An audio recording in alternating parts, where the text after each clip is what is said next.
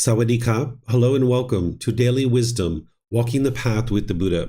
Today is our group learning program, and I'm in part 3 of a 3-part series. I've been sharing with students the Eightfold Path in detail because we're at the beginning of our group learning program, and it's important to be able to have a real understanding of the path to enlightenment before we embark on this journey towards understanding the teachings of the Buddha very deeply by going chapter by chapter in this book.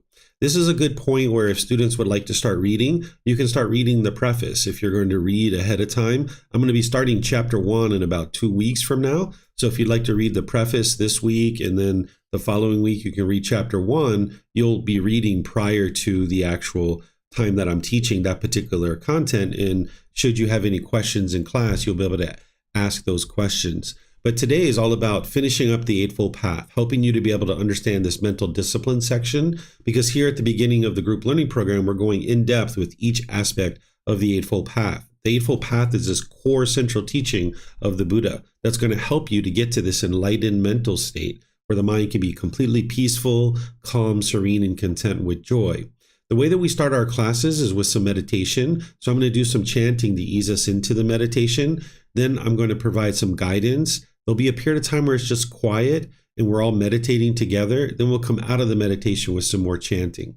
It's important to understand that these chants, it's not a rite or ritual or a ceremony or worship or prayer or anything like that. Today, we use it just to ease the mind into meditation and get more benefit out of the meditation itself.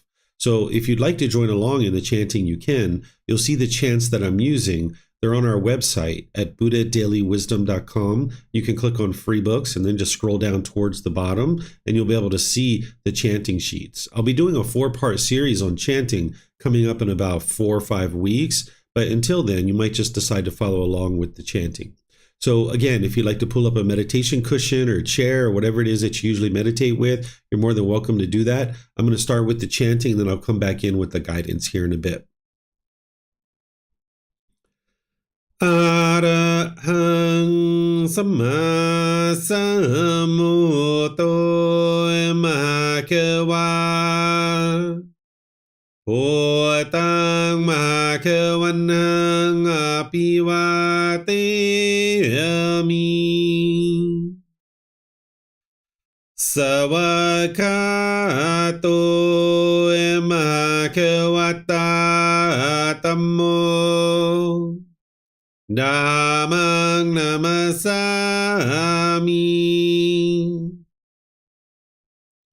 Supatipano Bhagavato Sāvaka Saṅkho Saṅghang Namami Namo Tassa Bhagavato Arahato Samma Sambuddhassa Namo Tassa Bhagavato Arahato Samma Sambuddhassa Namo Tassa Bhagavato Arahato Samma Sambuddhassa Iti piso Bhagava Arahang Samma Sambuddho Vicacaranang sammuno Sakhato rokavitu Anuttaro purisa Dhamma sati satatawa manusanang Bhutto Bhagavati.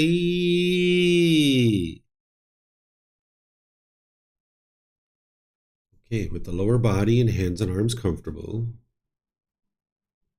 in the upper body erect.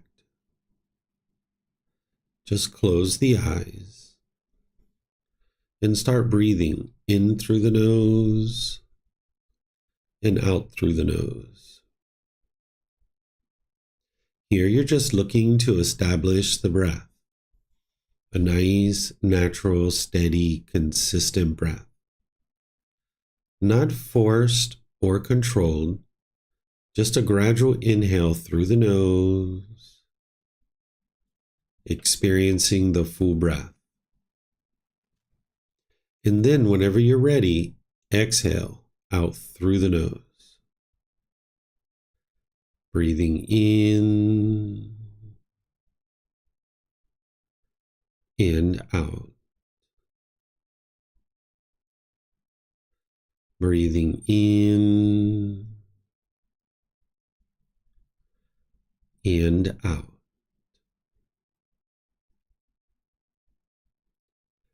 Your breath may not match up with the guidance that I'm providing, and that's okay. This is your practice.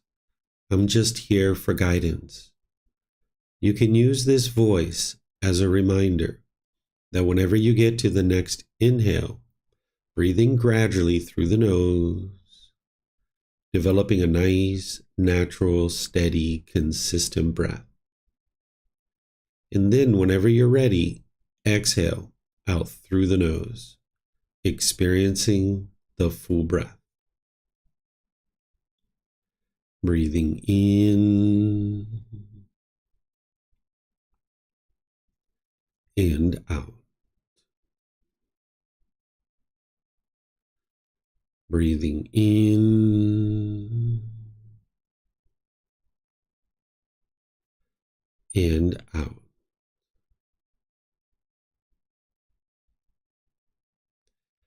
With the breath well established, start focusing the mind on the breath, either the sound of the breath coming into the nose or the sensation of air moving over the skin into the nose.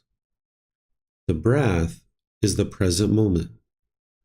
Fixate the mind on the breath, the present moment.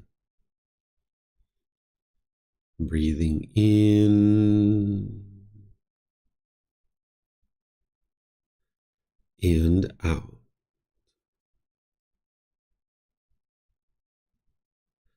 Breathing in and out.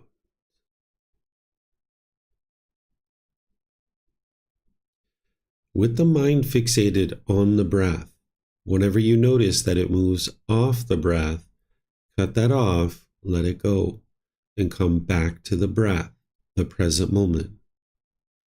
No need to observe the thought, label it, judge it, analyze it, or even try to figure out where it's coming from. Whenever you notice that the mind is moved off the breath, cut that off, let it go, and come back to the breath, the present moment. Breathing in and out.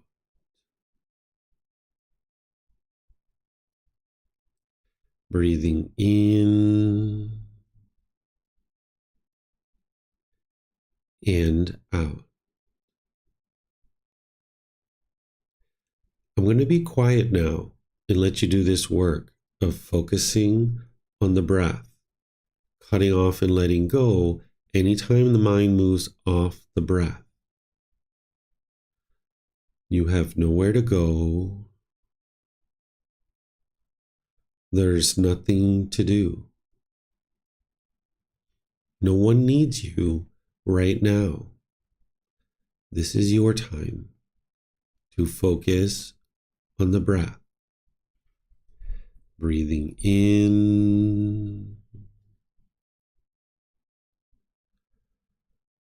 and out.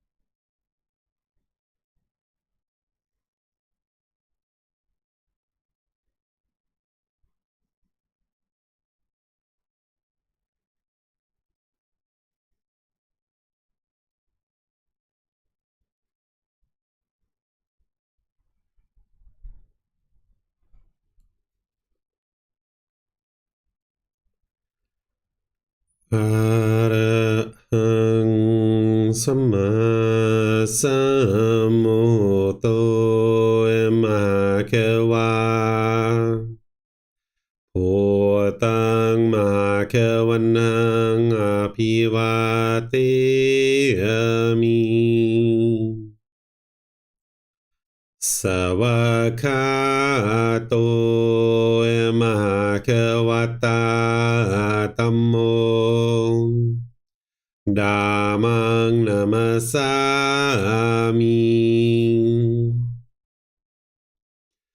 สุปฏิปันโนมหาเขวัตโตสาวกสังโฆ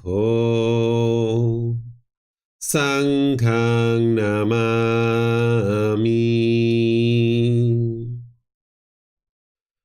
นะโมอะระหะสะภะคะวะโตอะระหะโตสัมมาสัมพุทธัสสะนะโมอะระหะสะภะคะวะโตอะระหะโตสัมมาสัมพุทธัสสะนะโมอะระหะสะภะคะวะโต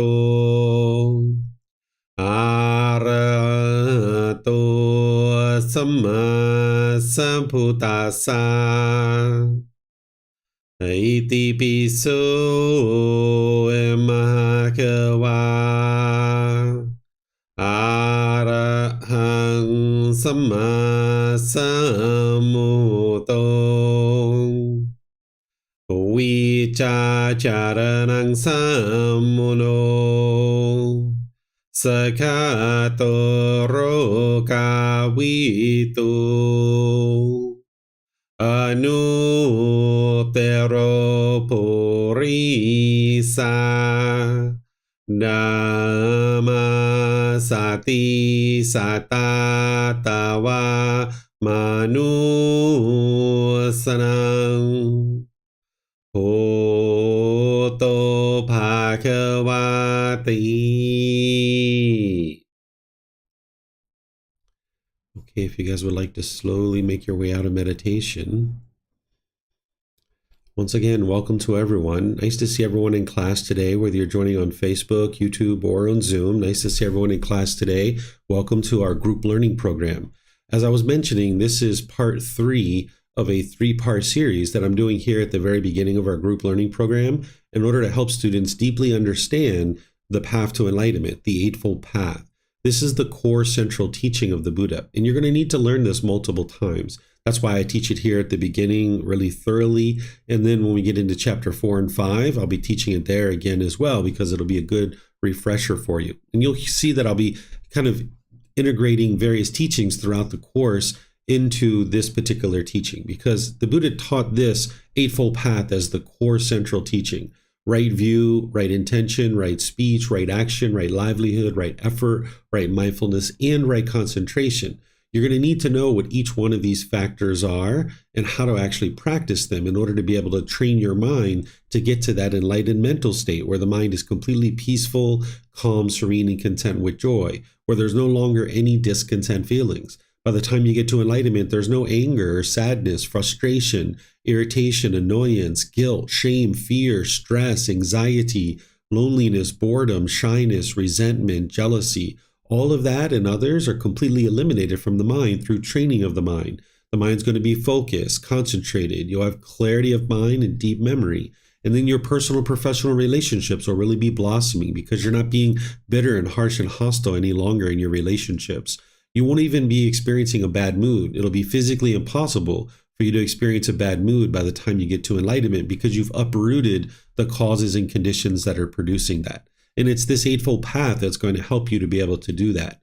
So far, I've taught the wisdom section, which lays down a foundation for you. Last week, we studied the moral conduct, which is helping you to understand wise decision-making around your moral conduct. Today, we're going to be moving into the mental discipline section. This is what's actually going to help you to implement the moral conduct and fully transform the mind. just a real brief overview of what I've already been teaching, is I taught you right view. I helped you to understand from the words of the Buddha that he taught right view as these 4 statements in the Four Noble Truths, where you can understand the problem, the cause, the elimination, and the path forward. I introduced students to the 3 universal truths, helping them to understand that. And then ultimately, we studied the Four Noble Truths, where I explained the problem in your mind is the discontentedness. The mind's happy and excited and elated, but then it's sad and angry and frustrated. The mind's going up and down and up and down. This is the problem in the unenlightened mind. The cause of that is the mind is having craving, desire, attachment, longing, yearning, wanting things to be a certain way. And if you get what you want, you feel happy or excited. And if you don't get what you want, you feel angry or sad or frustrated or some other discontent feeling. The mind can't be permanently happy as long as it's in the unenlightened state and it has this longing, yearning, this craving, desire, attachment. And you can independently verify this in your own life. And I gave students a way to do that, giving you various examples. If you remember that boyfriend or girlfriend that you were with, when you guys broke up, you might have been so angry and frustrated or lonely or bored or missing this person. This is because the mind's holding on and craving permanence, wanting things to be a certain way.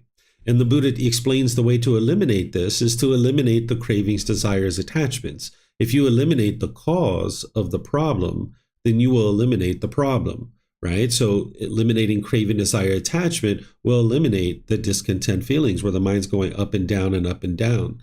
And the fourth noble truth is explaining to you that the way to accomplish that is the Eightfold Path. That's the complete perfect plan that starts with right view. Right view would be to understand that it's your own mind that's causing all of these discontent feelings. All too often in the unenlightened state, we blame other people for the feelings that you're experiencing. But that's not actually true reality. The mind is lacking wisdom and it hasn't established right view. If you're blaming other people for your anger and your frustration and your stress and anxiety and your annoyment, this is because the mind has wrong view. But when you establish right view, you will have independently verified the Four Noble Truths, and you'll have this breakthrough to be able to see that it's your own mind that's causing these feelings. And then instead of pushing people away, being bitter, harsh, and hostile to them, or putting your expectations on people and trying to control them, you can transform your mind to be able to address the real problem, which is within your own mind. And the Buddha taught right intention, which is the intention of renunciation, non-ill will, and harmlessness. And renunciation is to be willing to let go of your false beliefs, your false opinions, and your false views. If you're currently getting angry or sad or frustrated or any of these other discontent feelings, there are certain things about this world that you don't currently understand. And if you continue to hold on to your false beliefs, you will never experience the permanent peace and permanent joy. You need to be able to bring in this wisdom from the teachings of the Buddha. And when you see it's conflicting with your beliefs, which will see that it does, you're going to need to eliminate your beliefs. And now you have wisdom. One of the first beliefs that you need to eliminate is that other people are causing you to be angry or sad or frustrated. You need to be able to independently verify that. And there's certain unwholesome qualities that you currently have that you're going to need to be willing to let go of. That's the intention or thinking or thought of renunciation. And non-ill will is practicing goodwill or the genuine interest of seeing all beings be well. And the intention of harmlessness is being disinterested or incapable of causing harm to others. Then we moved on to the moral conduct section, where I taught you guys right speech, right action, and right livelihood, helping you guys to understand that what the Buddha is teaching here is the natural law of karma, of cause and effect, or action and result, helping you to be able to see wise decision-making around your moral conduct.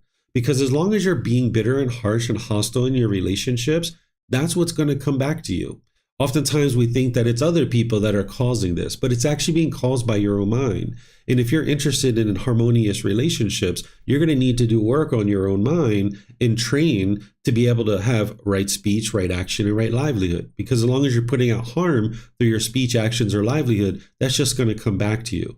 So the Buddha doesn't teach rules or commandments. He doesn't teach beliefs. He doesn't teach any of that kind of stuff. There's nothing mystical or magical about his teachings. It's not about rites or rituals or ceremonies or worship. He's helping you to see this cause and effect or this action and result. Now, some people refer to this as karma. That's the Sanskrit version. The original teachings of the Buddha are in the Pali language, so people that study those will typically use the word karma. And it's helping you to see this cause and effect relationship between the decisions that you're making and what you're experiencing. That when you make decisions wisely or unwisely, you're going to experience either wholesome karma or wholesome results, or you're going to experience unwholesome karma or unwholesome results. So the Buddha's teachings on right speech is helping you to be able to see wise decision making around your speech. And you would think of this as right communication, because during the lifetime of the Buddha, there was only speech. But nowadays we have text messaging, emails, social media posts, all these different things. You would like to eliminate all of these from the mind, because as you're practicing these, it's going to produce unwholesome results. And this is where you can independently verify that when you're lying, slandering, having harsh speech or frivolous speech, the mind experiences unwholesome results or unwholesome karma. We went into each of those in detail, and I gave you examples. And we even talked about the 5 factors of well-spoken speech. So you can go back and see this if you haven't seen this yet. And then we talked about right action, ensuring that you're not causing harm through your bodily actions. And the Buddha gives you 3 important ones in the Eightfold Path, but you need to be able to apply this to all aspects of your life, that you're not causing harm with your bodily actions. Because notice he doesn't say don't walk up to someone and punch them in the face. Well, you know, if you understand right action, that would be really unwise, because that person's going to punch you back. They're going to pull out a knife or a gun, or their friends or family are going to attack you. It would be unwise to punch someone in the face. So right action is ensuring that you're not causing harm through your bodily actions. And the Buddha is giving you 3 really impactful ones here, but he's not giving you an exhaustive list, because you need to move to this higher consciousness and be able to see these truths for yourself and be able to understand this natural law. Then we talked about livelihood and how you choose to support yourself and sustain your life. We talked about harmful livelihoods like business and weapons, living beings, meat, substances that cause heedlessness and poisons, and how those cause harm. And I gave you examples to be able to help you.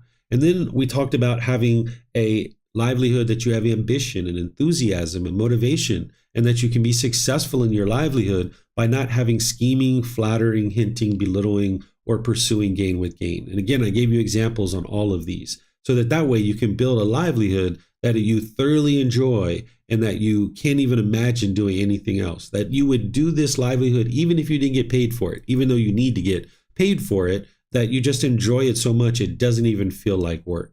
So now we're moving into the mental discipline section, because all of what we already learned needs to be put into practice through the mental discipline. So now I'm going to teach you right effort, right mindfulness, and right concentration, using the words of the Buddha, and then I'm going to teach it to you and show you how to implement it in your day-to-day life.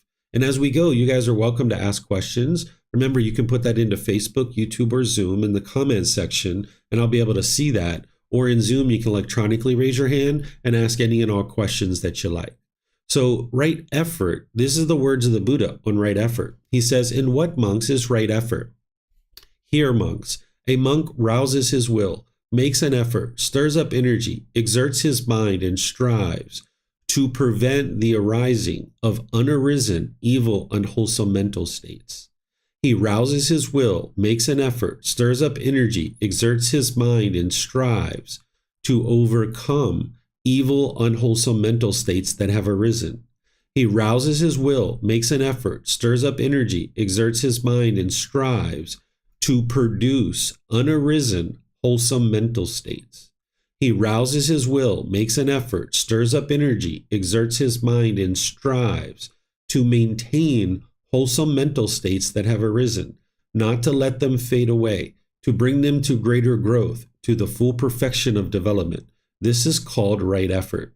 So here the Buddha is talking about 4 things with right effort. He's talking about preventing unwholesome mental states from arising in the mind. He's talking about abandoning unwholesome mental states that are currently in the mind. He's talking about producing wholesome mental states that aren't yet in the mind, to bring them into the mind, and to maintain wholesome mental states that are currently in the mind, bringing them to full growth and full perfection of development. So these are called the 4 right efforts, where you need to apply the effort to actually do this, where you're eliminating unwholesome qualities and bringing in the wholesome. So I'm going to give you some examples here so you can see how this works. So, for example, probably one of the farthest things from your mind right now is killing another human being. You're probably not even remotely thinking about killing another human being. That is a unwholesome mental state that is not yet currently in the mind. And the Buddha is teaching you to apply the effort to prevent that sort of thing from ever coming into the mind. And there's probably other unwholesome mental states that are not currently in your mind right now. And you're going to need to apply the effort to ensure that those do not come into the mind, prevent them from coming into the mind. But then there's probably certain unwholesome qualities that are currently in your mind. If you're experiencing anger, sadness, frustration, or any of these other discontent feelings, there are unwholesome qualities that are currently in your mind. You're not yet a perfect human being. So there's certain unwholesome qualities that you're going to need to abandon out of your mind. So for example, let's just say somebody was in an existing relationship and they had a craving for sexual contact outside of their current relationship. Well, if you notice that craving, that longing, yearning coming into your mind, you would like to apply the effort to abandon that and eliminate it from the mind because you know it's going to cause harm to the people in your life. Or say you have anger, or frustration, or irritation, or any other discontent feeling that's coming up in the mind. You would like to apply the effort to abandon that unwholesome quality from the mind. But then there's certain wholesome qualities that you're going to need to cultivate into the mind that may not be in your mind right now. You're going to need to apply the effort to bring these wholesome qualities into your mind. So for example, generosity. If you find it hard to share with others and you find it quite difficult, you're going to learn on this path to enlightenment about generosity, where you need to give and share, living open-handedly, being joyful and sharing with others, because an enlightened being isn't selfish. But with craving, desire, attachment, where the mind is longing, yearning, wanting things to be permanently pleasing for yourself, you'll tend to hold on to things and find it very difficult to share with others. So when we were children, a lot of us were taught to share, but we weren't necessarily taught why. The reason why is it trains your mind to let go. That's the whole problem with craving and clinging, that the mind is holding on and it won't share, right? It won't let go. So that boyfriend or girlfriend that you were with and you guys broke up, at one point you were holding on to this person, craving for them to be permanent, and you were angry or frustrated or lonely or bored or missing this person. But at some point, you chose to let go. And when you let go, that's where your peace came in. But the mind doesn't know how to let go in the unenlightened state. So generosity is one of the wholesome qualities that you're going to need to bring into your mind in order to train it to let go and be joyful and living open-handedly. So if you find it challenging to practice giving and sharing with others, you're going to need to apply the effort to bring that into your mind. Or compassion. Compassion is the concern for the misfortune of others. You might be living on either side of this, where the mind can be indifferent, or you could care less about somebody's suffering and their misfortunes. Or on the other side, you could potentially be worried or have anxiety every time you see somebody experiencing something unfortunate. Maybe you see children that are abused or homeless people or something like this, and maybe you're so worried and having stress and anxiety about that. Well, if you're living on either side where you're having this indifference, where you could care less about other people, or you're living on the other side where you're worried and having anxiety, that's because the mind hasn't cultivated compassion, where it needs to come to the middle and have concern for the misfortune of others. Whether you do something about that or not is a whole nother topic that we will be discussing as part of our program. But in order to get to enlightenment, you're going to need to apply the right effort to bring this compassion into the mind where you can have concern for the misfortune of others. And you're not living on either side of this. Then you're going to need to apply the effort to maintain wholesome mental states that are currently in your mind, because you have certain wholesome mental states that are currently in your mind, but they haven't been brought to full growth, full perfection, and full development. So for example, you probably have loving kindness in your mind, where you have a genuine interest in seeing all beings be well, but it hasn't been brought to full growth and full perfection. That's why in some cases you can be really polite, kind, friendly, and respectful. But in other situations, you could potentially be bitter or harsh or hostile. You can be angry and irritated with people, right? That's your anger arising. That's the opposite of loving kindness. Because your loving kindness hasn't been brought to full growth and full perfection, you still have ill will towards others in certain situations. So you're going to need to apply the effort to bring in this loving kindness, where you can have a genuine interest in seeing all beings be well. And you can practice that on a day-to-day basis, where you're not judging other people to determine if they deserve your loving kindness or not, but you can just be loving and kind with all beings. And then another example of this might be sympathetic joy, where maybe you have sympathetic joy in your mind, where you have the joy for others' success, even if you didn't contribute to it. This is the opposite of like jealousy or envy.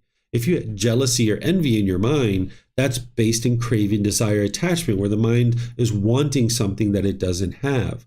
Well, maybe in some situations, people tell you they're going on a certain trip, and you're like, oh, I've been to that place too. Have a great time. You're really going to enjoy it, right? But then when you're at work and you apply for a promotion, a new job, a new salary, a new office, new responsibilities, and then somebody else applies for it, and maybe they get the job instead of you, maybe in that situation, you're jealous or envious of them because the mind hasn't brought this sympathetic joy to full growth, full perfection, and full development. So you're going to need to apply the effort to support this wholesome quality in the mind, bring it to full growth and full perfection in the mind.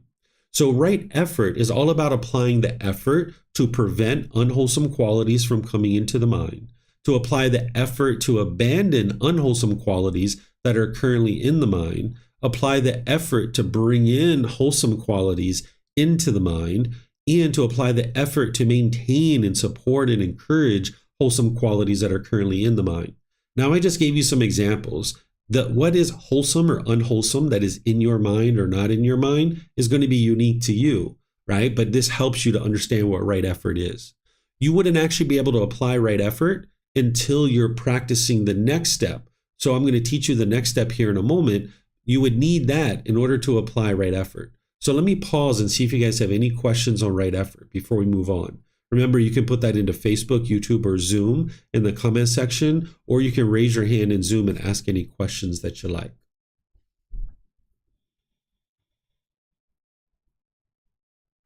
Okay, I don't see any questions anywhere. So let's move on to the next one, which is called right mindfulness. Again, these are the words of the Buddha. I'm going to read it to you, and then I'm going to teach it to you, break it down so you can understand what this is and how to actually practice it on a day-to-day basis. So this is what the Buddha says about right mindfulness in the Eightfold Path. He says, in what, monks, is right mindfulness?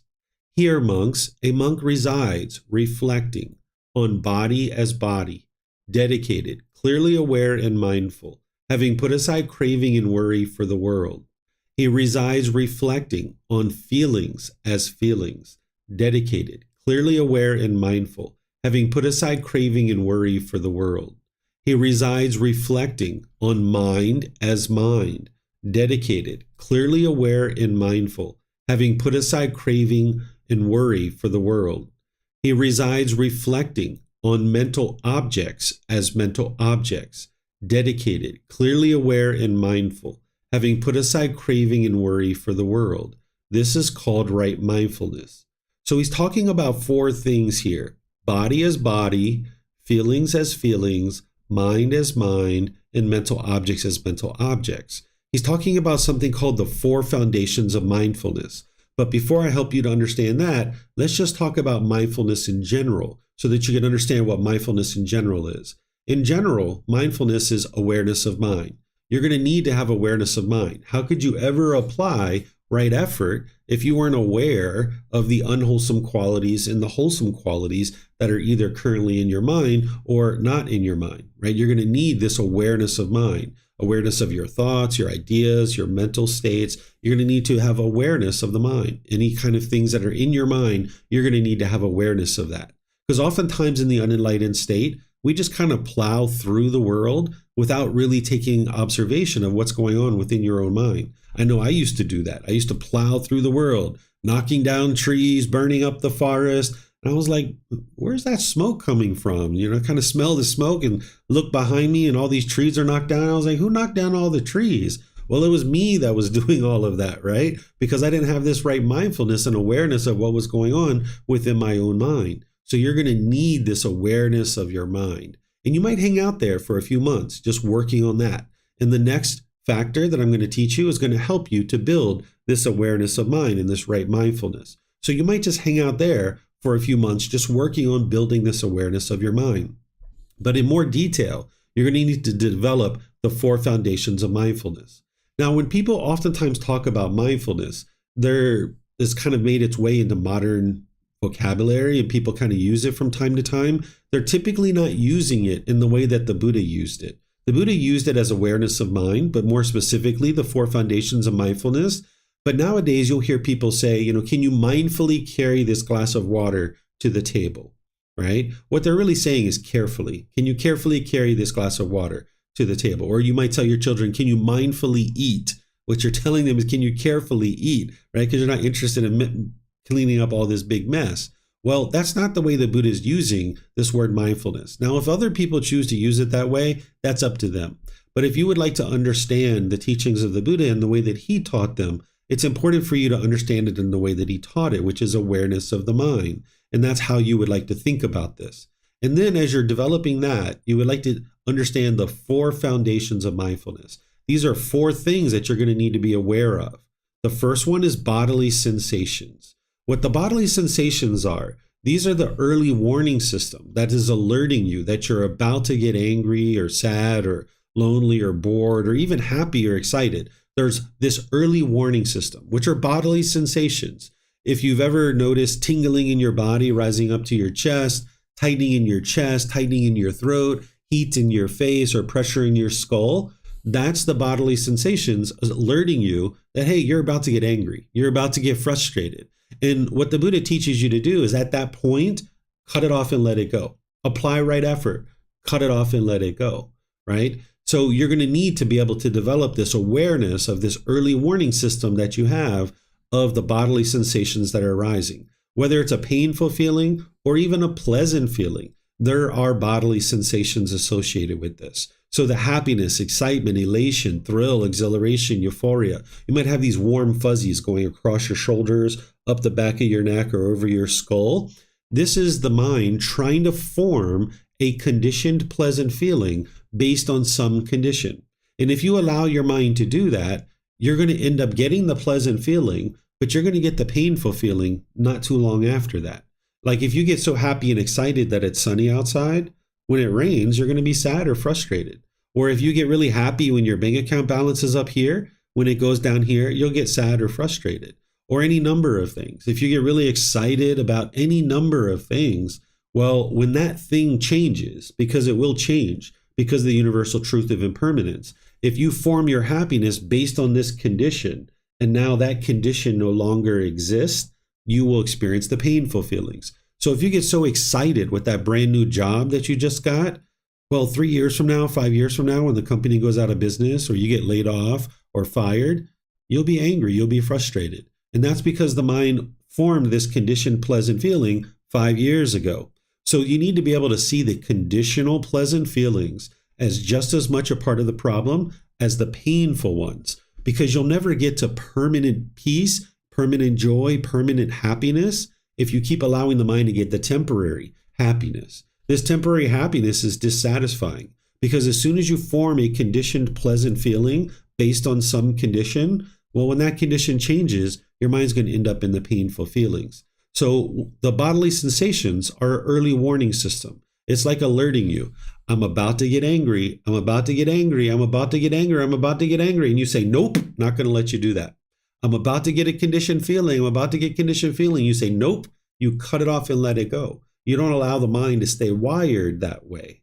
And then you can ultimately get to a point where you're always happy. You're always joyful. It's unconditioned joy or unconditioned happiness. There doesn't need to be any condition met in order for the mind to be happy. But as long as you keep allowing your mind to get conditional happiness, you can only be happy when all those conditions are met. So it's like my mom and dad does this, my boss does this, my life partner does this, my children do this, the weather is this, my bank account is that, then I will be happy, right? And your happiness shrinks more and more and more and more and more and more, right? So you need to be able to train your mind to not have these conditional feelings. So when you're experiencing the bodily sensations, which you may or may not even be aware of right now, you're going to need to cut that off and let it go, not allowing your mind to experience that conditioned feeling, because otherwise the mind's going to continue to stay wired that way. But because your mind is in training and it's not yet fully developed, you're not going to catch it as a bodily sensation sometimes. You're going to miss it. You might not even notice it. It might notice that when it's in the feelings, that's when your mind's noticing that, the mind is now angry, or the mind is now frustrated or agitated or lonely or bored or whatever it is. So if you notice it as a feeling, cut it off there. That's better than nothing at all, but cut it off there. You're not suppressing your feelings here. You're actually working to cut them off and let them go before it even becomes a feeling, as a bodily sensation, right? But if it does become a feeling, then you cut it off and let it go out of the mind. You might need to redirect the mind. I'll give you an example of this here in a moment. If you don't cut it off and let it go as a feeling or a bodily sensation, it's going to affect the condition of your mind. If you've ever been angry or irritated or grumpy for like a few hours or a few days or a week or two, right? Which I'm sure you have, right? Because we all have at some point where you've been agitated or frustrated or annoyed for a few hours or a few days or a week or two because you didn't understand what you don't understand. You didn't have this wisdom of the teachings of the Buddha. You didn't cut it off as a bodily sensation. You might not even known those existed. You weren't aware of them. You didn't know to cut it off as a feeling. You might even been blaming other people for those feelings. So now it started to affect the condition of your mind. And you were dealing with this condition of your mind for a few hours or a few days or a few weeks. And if you don't eliminate it there, it's going to form and feed what's called a mental object. A mental object is a deeply rooted container in the mind. And in this example, it would be ill will. We're not born with this ill will in the mind. Like we didn't go into the nursery at the hospital hating other babies, right? We didn't have that. All those 10 fetters that I'm going to introduce you to next week in our class, those are all mental objects. You're going to ultimately need to know what are the 10 fetters, what are they, each individually, what are they? You're going to need to know the symptoms of them. You're going to need to know how to eliminate them, and then how to know that you've actually eliminated them. So that's why it's gradual training, gradual practice, and gradual progress, because you gradually learn about what are these pollutions in the mind. Because that ill will that formed in our mind, it came when we were a child. As we were growing up as a child, we had a certain craving in our mind for chocolate and ice cream, and we might have asked mom and dad, like, mommy, daddy, can I have chocolate and ice cream? And they're like, sure, here you go. And they gave us chocolate and ice cream. And we're like, you're the best mommy and daddy ever. And we were licking our ice cream and feeling so great. And then another day came around and we were like, hey, mommy, daddy, can I have chocolate and ice cream? Can I have chocolate and ice cream? They're like, sure, here you go, little David. You can have chocolate ice cream or chocolate or ice cream. Here you go. It's yours. Right? It's like, you're the best mommy and daddy ever. But eventually, at some point, I asked mommy and daddy, and you maybe asked mommy and daddy for a chocolate or ice cream, and they said, no, you can't have it. We were angry and frustrated because we didn't get our cravings fulfilled. We weren't getting what we wanted. If we got what we wanted and what we expected, we would have been happy. But because we didn't get what we wanted, we were angry or sad or frustrated. But it was our own mind that was causing that. It wasn't mom and dad. Our mind was craving for that ice cream to be permanent. And when we didn't get it, our anger arose. There was bodily sensations first, then it became a feeling, then it affected the condition of our mind for a few minutes, a few hours, a few days, and then it formed a mental object, a deeply rooted container in the mind. And what the Buddha is teaching you here is the life cycle that discontentedness is going to take. He's teaching you to be aware of these bodily sensations and cutting it off and letting it go there. It's like putting a blockade up so that the mind is no longer being wired like this to continue to experience conditioned feelings. It's kind of like if you were going to take a boat from the USA to the UK. If you're out in the middle of the water, you would like to prevent the water from ever coming into the boat. Because once the water gets into the boat, you've got a real problem to deal with. You got to get this water out of the boat. So once the mind experiences the feeling of anger, you've got a real problem to deal with. You've got to get it out of there. So if you can catch it as a bodily sensation and cut it off and let it go there, you've just protected your mind. You've preserved your mind. But if you miss it as a bodily sensation, because you will sometimes, because you can't run out and practice this perfectly when you've learned it the first time, if you notice it as a feeling, cut it off and let it go there. And if it continues to persist and you're noticing the condition of your mind is generally grumpy or irritable or any of these other conditioned feelings, cut it off and let it go there so that it doesn't continue to feed these mental objects. So you're putting a blockade at the bodily sensations, all the while you're purifying the mind of these mental objects and getting them out of the mind and uprooting it. So here's the way this would look in a day-to-day situation. Let's just say you're sitting on the sofa, you're watching the news, and you're hearing the news through your ears. And now you hear or you see something that you don't like, that you find to be disagreeable. And now your anger is starting to arise. And you notice it as a bodily sensation. The body's starting to tingle, your chest is starting to tighten up. What you should do in that situation is turn off the news or get up and leave. Go for a walk. Redirect the mind. Go for a bike ride. Go to the kitchen, get a glass of water. Go to the bathroom, wash your hands. Do something else. Redirect the mind somewhere else. Don't allow the mind to just sit there and dwell in that, continuing to stay wired for that feeling to occur. You would like to redirect the mind in the opposite direction, right? And that's what's going to help you to cut off and let go. So that's what the Buddha is teaching you here. In right mindfulness is this life cycle that is going to occur. And you need this in order to practice right effort, because you wouldn't be able to see the unwholesome qualities or the wholesome qualities if you didn't have this awareness of mind. So I'm going to see if you guys have any questions here. Remember, you can put that into Facebook, YouTube, or Zoom, or you can raise your hand in Zoom and ask any questions that you like.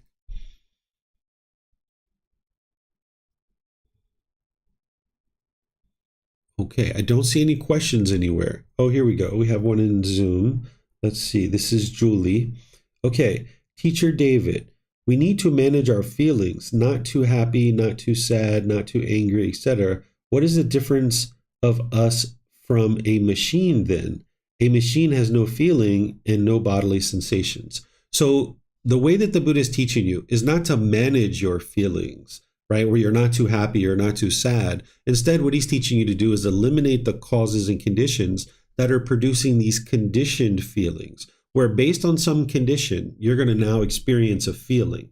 What he's helping you to get to is where you have unconditioned mental qualities, where the mind is just always cheerful. It's always joyful. It's always bright. It's always radiant. It's always uplifted. And there doesn't need to be any condition met in order to experience that. So getting to enlightenment isn't to say that you're numb and that you're not experiencing any enjoyment, because that's completely opposite of the truth. You will experience significantly more joy and happiness in the enlightened mental state than you ever experienced in the unenlightened mental state. Because in the unenlightened mental state, you can only be happy if these conditions are met, right? There's a certain set of expectations, a certain wants that the mind has, and you can only be happy when those criteria are all met. But when those criteria aren't met, that's when you're angry or sad or frustrated. So by getting rid of all of that, where your mind doesn't have these cravings, desires, expectations, longing, yearning, now you can just be happy all the time. But your mind needs to be trained to do that. So you're not a machine, you're not a robot, you're not numb. It's just that your mind doesn't form its feelings based on external circumstances, that your mind is just always bright and radiant and uplifted. It's experiencing the unconditioned mental qualities, and they're permanent because they're not based on any condition. Where the unenlightened mind, you're experiencing temporary feelings that are arising, changing, and fading away because you're basing your feelings on some impermanent condition. So you'd like to get to the point where you transform the mind that it's no longer doing that, and you can just always have the brightness, radiance, and joy, and the mind can just always be uplifted. So it looks like Jeff has a question. Go ahead, sir. You just need to unmute yourself. There you go. Okay, so my question may be right mindfulness or right concentration. Sometimes when I meditate, I get to the point where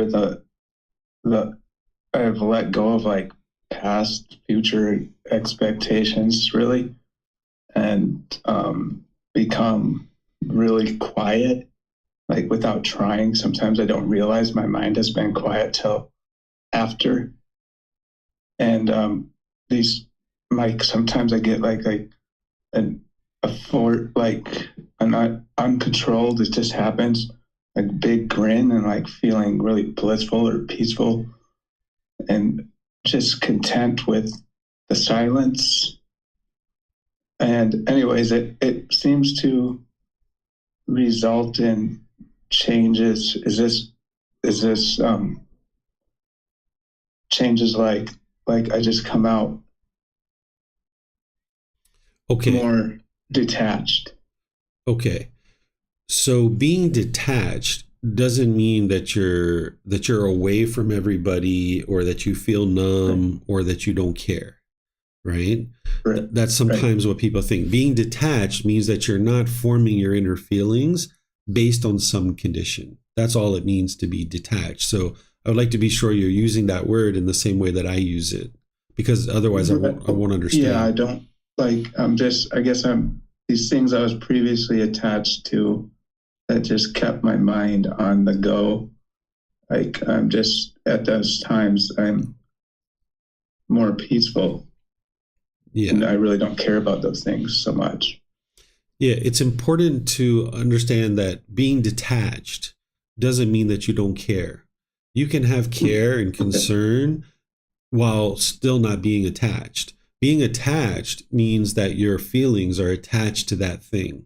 That if this thing occurs, I will be happy. And if that thing doesn't occur, you'll be angry or sad or frustrated. So you can still have care and concern while not being attached. So, like when my stepfather had leukemia and he was dying in the hospital, I had care and concern for him, but I wasn't attached to him. I didn't have sadness or sorrow or grief or displeasure, because I understood that this being is impermanent. He is not going to be in this world permanently. And my mind wasn't holding on, craving for him to be permanent. So when I went to visit him, I wasn't sad or sorrowful when I experienced this, but I cared, right? I saw that he was in the hospital. I took him out for some food and did different things, and, spent some time conversating with him and stuff like this. So you can have care and concern while not allowing your mind to form feelings based on this thing. But what people are used to is they think that care and concern, they think that their sad feelings or their grief is coming from the care or the concern, when it's really not. It's actually coming from the attachment or the craving. So if you're experiencing periods of stillness and quietness in your mind, that's great. But just understand that you can care and have concern, but you're not interested in clinging or craving or longing, yearning for things to be a certain way. That's matches my experience. Good. Um, he said, um, so So yeah, I guess that part of this development of mindfulness? that's part of the mind getting into the jhanas and being able to experience this stillness and quietness that the mind's going to experience. But you're going to need mindfulness to be able to observe that about your mind. So the fact that you are observing that and noticing that about your mind, that is the mindfulness. But the way that Oh, you're going to continue to make progress on the path is by having these four foundations of mindfulness. That anytime the mind is trying to form a conditioned feeling, you're going to first notice the bodily sensations. You're going to then notice that it becomes a feeling. You're going to then notice it affects the condition of your mind. And then it's going to feed the mental objects. And you would like to back this up and catch it sooner and sooner so you can cut it off and let it go at the bodily sensations. okay. Mhm. All right. So let me see if we have any other questions anywhere. All right. I don't see anything else. So I'm going to move on to right concentration, which is our next step. So here, this is the words of the Buddha, which I'm not going to read to you, because what the Buddha is describing here is these preliminary phases that the mind goes through. They're referred to as the jhanas. These are preliminary phases of enhanced qualities of mind that you're going to experience before the mind experiences the first stage of enlightenment. There's four stages of enlightenment that I'm going to teach you next week. And when you learn those, you'll see that your mind goes through those four stages. And then ultimately, when your mind is enlightened, it's at the fourth stage of enlightenment. Prior to that, your mind is not actually enlightened. So in these jhanas, you're experiencing certain enhanced qualities that you need in order to transform your mind. And you'll know and you'll have an indication that your mind is experiencing these. And your mind will start to pivot and start focusing on other things. In fact, what the jhanas are in essentially is it's an indication for you that you're putting together the Eightfold Path really well. So, for example, in the second jhana, which is this preliminary phase that the mind goes through, you no longer have a conscious mind and a subconscious mind. Prior to the second jhana, you have a conscious mind and a subconscious mind. The conscious mind is polluted, but the subconscious mind is more heavily polluted. And you have awareness of your conscious mind typically, but you don't have awareness of your subconscious mind. So if you've ever been standing around with friends and you just blurted something out and you were like, I don't think that way. Where did that come from? That's not even something that you think about. It just blurted it out and it just came right out of your mind. Maybe it was some, off-colored joke or some strange thought, and you're like, where did that come from? That's your subconscious mind. And in order to get to enlightenment, you're going to need to have full awareness of your entire mind. So by the time you get to the second jhana, you will experience what's called oneness of mind, or unification of the mind, where you have awareness of your entire mind. And some people refer to this as the opening of the third eye, or the inward looking eye. During this period of time, you become very introspective and you look inward and you're observing your mind very closely. So these are the jhanas. They're enhanced qualities of mind. And I teach these to you at other times in other programs. But at this point in time, at the very beginning of learning, you don't need to understand the jhanas. You need to understand the step of right concentration, because what's going to help you experience the jhanas is putting together all the factors of the Eightfold Path. And then when you are experiencing the jhanas, you'll know that. So in other programs, I teach you what the jhanas are and how to know that you're experiencing them. In this program, I teach you the practice of right concentration, because the Buddha teaches in other parts of his teachings how to practice right concentration. So that's what I'll teach you now, is the practice of right concentration. And then at some point in the future, you can learn about what the jhanas are, but you'll never experience the jhanas if you don't understand how to practice all the factors of the Eightfold Path, including right concentration. So to practice right concentration, there's two aspects to it. There's developing a daily meditation practice, and then there's practicing singleness of mind in daily life. You're going to need to develop a daily meditation practice. You're not going to be able to get to enlightenment without meditation. But you also wouldn't be able to just meditate your way to enlightenment. Meditation is an important component of your practice to get to enlightenment, but there's many other factors, as you see in the Eightfold Path, that's going to guide you to enlightenment. But you need this daily meditation practice because it's going to transform your mind away from unwholesome qualities, and it's going to help you to cultivate wholesome qualities. So breathing mindfulness meditation is the one that you typically start with. Maybe 4 to 6 weeks, you develop this breathing mindfulness meditation, realizing that this can take you a certain period of time. Even though it's 4 to 6 weeks of the initial development, you're really going to be developing that for many months and maybe even years, where you're going to be working and tweaking your breathing mindfulness meditation, where you're focused on the breath.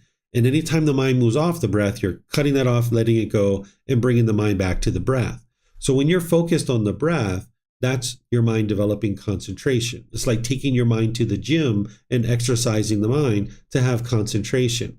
When your mind moves off the breath, that's your mindfulness. You've noticed, oh my goodness, the mind moved off the breath. And now with that mindfulness or awareness of mind, you apply right effort and you cut off and let go of that thought, bringing the mind back to the breath. Your goal here isn't to eliminate your thoughts. Even an enlightened being, when they're meditating, will have thoughts. Your goal is to notice the thought sooner and sooner and cut it off and let it go easier and easier. And as you first get started with meditation, you're going to have a bombardment of thoughts probably, or you'll indulge in a thought and follow it for a period of time before you realize that you're meditating and you need to bring the mind back to the breath. So this is just because the mind lacks discipline. So what you do is you take your mind to the gym each day, 2 or 3 times a day, for 30 minutes or more. Understanding it can take you 6 months, a year, even 2 years to build up to this kind of frequency and duration. And when you're in meditation, you're cutting off anything and everything that comes up because you're training your mind in a certain way. But then in daily life, you're only cutting off the unwholesome thoughts, right? It's just like a professional athlete. If I was a pole vaulter and I went into the gym, I would be doing weight training, cardiovascular training, agility training. That's going to look very different than my sport of pole vaulting, right? So the same thing is true when you're doing your training with breathing mindfulness meditation. You're cutting off anything and everything, even if it's wholesome, because you're training your mind to let go, let go, let go. But then in daily life, you're only cutting off the unwholesome thoughts. If you have the thought of taking your mom out to dinner or calling her up, checking in on her and see how she's doing, hey, you don't have to cut that off. You're not causing any harm to anyone. Call your mom if you'd like to call your mom, right? That's a wholesome thought. You don't need to cut that off in daily life. But if you're thinking about punching your boss in the face, you need to cut that off and let it go, right? It's going to produce unwholesome results for you. That's an unwholesome thought. Cut that off and let it go. right? So anytime unwholesome thoughts come up in your mind, cut that off and let it go. And the breathing mindfulness meditation is going to help you to be able to do that. It's going to help you cultivate the wholesome qualities of concentration and mindfulness, awareness of mind, and it's going to help you to eliminate craving, desire, attachment where the mind's holding on. It's going to train your mind to let go. Then you're going to need to learn loving kindness meditation, which I'm going to be starting to teach about 10 days from now. We're going to start a 4-part series on loving kindness meditation. This is going to help you eliminate anger, hatred, ill will, and even the lesser versions like frustration, agitation, annoyance, even the slightest dislike. Because if you dislike certain people, it's actually coming from your own mind. You might have people that you like, that they're meeting your expectations. They're doing what you want them to do. But if people don't meet your expectations, the mind's craving permanence. If they don't do what you want them to do, you will dislike them. But the mind will typically attribute this dislike to other people. You'll think other people are causing you to hate them. But in reality, it's your own mind that's causing this because you have certain expectations. The mind wants everybody to be a certain way. And if they meet those criteria, you like them. But if they don't meet those criteria, you dislike them. So this loving kindness meditation will essentially rewire your mind to be more loving and kind to all beings, not just other beings, but yourself as well. If you have a negative inner dialogue, if you diminish and degrade yourself, this loving kindness meditation is going to help you rewire that because you don't need to go around and being degrading and diminishing to yourself. So this loving kindness meditation is going to essentially help you fill up your gas tank to be more loving and kind so that you can go out into the world through your intentions, your speech, and your actions and be more loving and kind with all the people around you. This is where you're going to really transform your mind and your life because now your relationships are going to really change. Whereas as long as you're being bitter and harsh and hostile in your relationships, that's what's going to come back to you. But if you can rewire your mind through this meditation and use the moral conduct of right intention, right speech, and right action, and go out into the world and be loving and kind with people, you will transform your relationships. And your mind's going to be so much more peaceful because it's so much easier to be loving and kind with people than to be bitter and harsh and hostile with them. So you're going to need to gradually build up your meditation practice over a period of time. If it's a matter of one meditation for 30 minutes or 2 for 15, you're going to notice the 2 for 15 are more impactful. The frequency is more important than the duration. So do your 2 for 15 and now just gradually expand that. If you've been coming to class here, we meditate now for about 25 minutes each time. So your meditation should be getting longer and longer, right? So each time you come to class, you're being able to experience a longer meditation. And now you can incorporate that into your day-to-day life. So you're going to need to find time in your day to meditate. And there might be some unbeneficial things that you're doing right now that you can start stripping away. Because 2 or 3 sessions for 30 minutes or more may sound like a lot to you.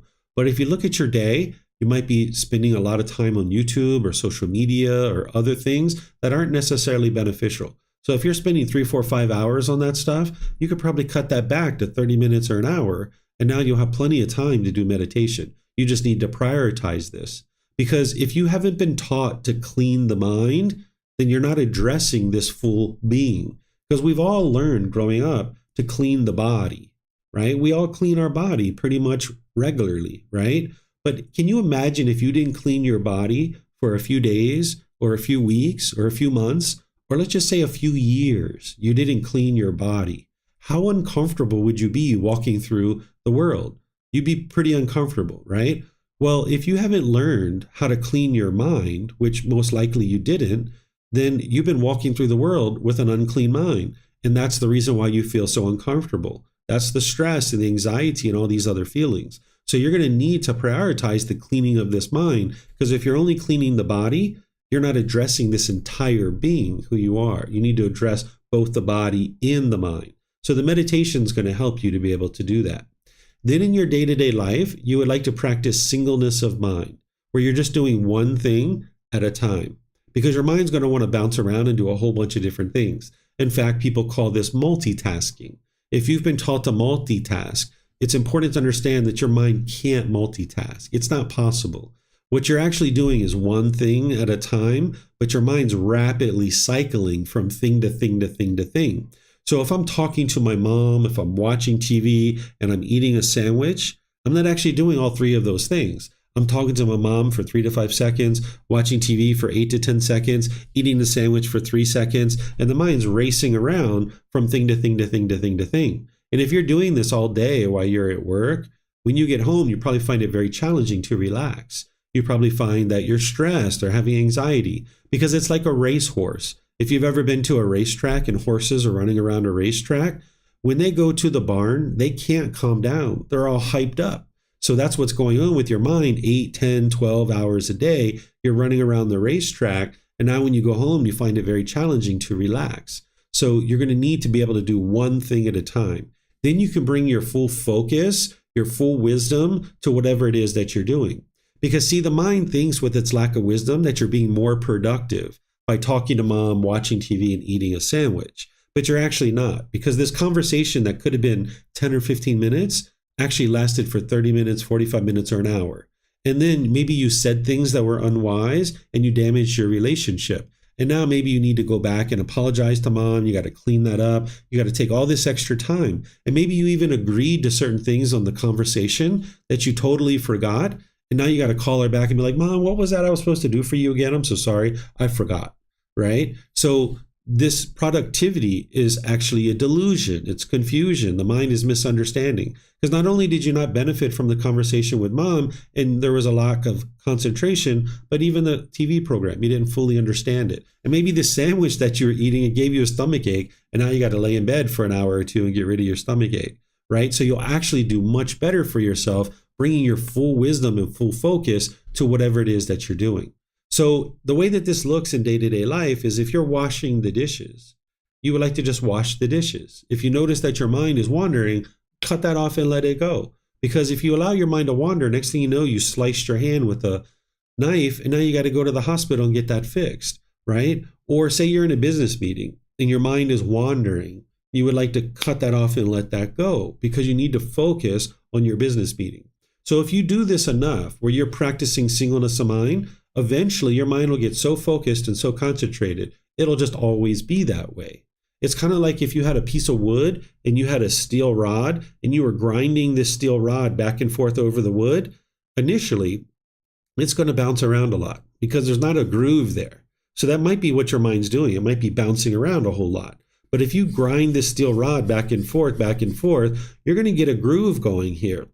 And when this steel rod bounces out, you're going to know it. And you're going to bring it back and you're going to keep grinding it back and forth and back and forth and back and forth. And eventually, you're going to get a deeper and deeper groove in this wood that it won't pop out. It will never pop out because there's such a deep groove here.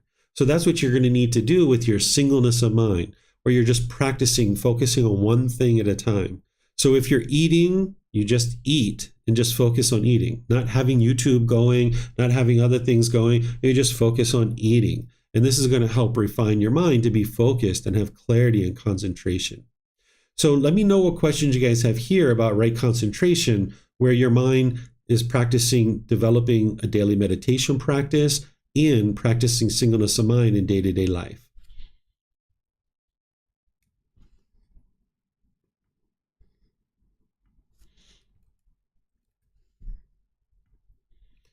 Okay, I don't see any questions anywhere. So I'm going to end class here by just thanking all of you guys for joining. I appreciate that you're interested in learning the teachings of the Buddha. Any day that you decide that you'd like to spend time learning and understanding the teachings of the Buddha, it's a wonderful day for you because it's helping you to be able to learn and grow and develop and become a better and better person. So if you'd like to learn more, I'm going to be continuing to teach over the next 6 months. I'm going to be gradually helping students to learn and grow and develop. Next week, I'm going to be introducing you to the 4 stages of enlightenment and the 10 fetters, because that's what this Eightfold Path is helping you to work towards, is those 4 stages of enlightenment and the elimination of these 10 fetters. So I'm going to be teaching that to you next week. And if you'd like to start reading your book, if you have this, you can download it from our website. You can take it and go print it. It's all free for you. You can get it on Amazon if you'd like a printed version, or you can get them here at the temple in Chiang Mai. You can start reading the preface. And then next week after our class, you can read chapter 1, because in 2 weeks from now, I'm going to be starting chapter 1. And that's where each week we'll go chapter by chapter by chapter. And then this Wednesday, I'm going to be in the fourth part of our 4-part series on breathing mindfulness meditation, helping you guys to build up your meditation practice. Before the following week, I'm going to start a 4-part series on loving kindness meditation. So again, thank you all for joining. It's been a pleasure to be able to share these teachings with you. Whatever you choose to do today, have a very lovely and wonderful rest of your day. We'll see you next time. Sawadee Kap.